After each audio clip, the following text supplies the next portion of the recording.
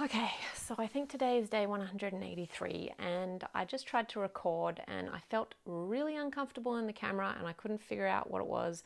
So I stopped. I've had to change clothing a couple times, and as I was just kind of like going, what is the matter with me? I'm feeling really uncomfortable in front of the camera. I realized it's because I have a headache.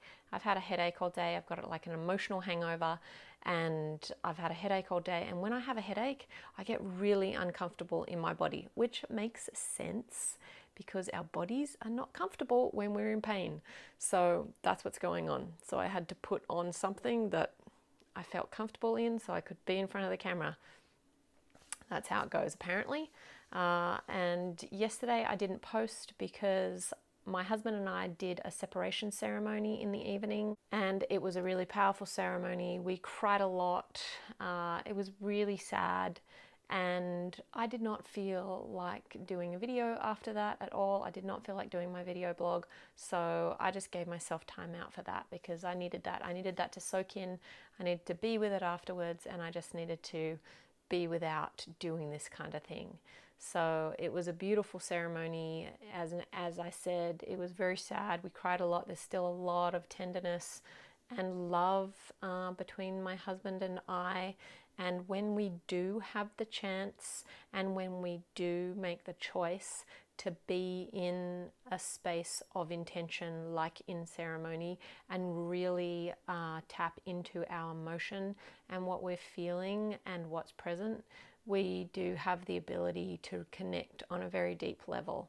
However, it's just not happened enough, and there's so much there's so much to the separation. So I'm not going to go any further into that, but that's what was happening with me yesterday. And today was a really busy day. I did wake up with an emotional hangover, which was what my headache was, and just feeling really exhausted and drained and kind of tender and vulnerable. So today was quite an exhausting day.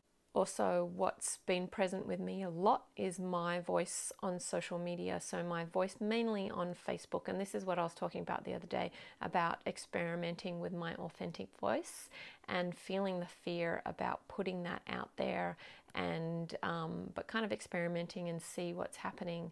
And so that's been a really interesting process, and I'm learning a lot about myself. And there's a lot of fear there, and there's also a lot of courage. So it's very interesting to see the response to my authentic voice and then what I can learn from those responses. So I'm trying to stay open and be receptive to what I can learn from those responses and still feel alignment with my authentic voice and what it is that wants to come through me in a good way. And with that, of course, comes up the whole invisibility and visibility thing, and how women have been staying invisible for so long. So I've spoken about that a lot. I have not spoken about that so much on Facebook, which is what I'm going to do. That's going to probably be part of my next post, something like that. So I'll see what comes out of that one.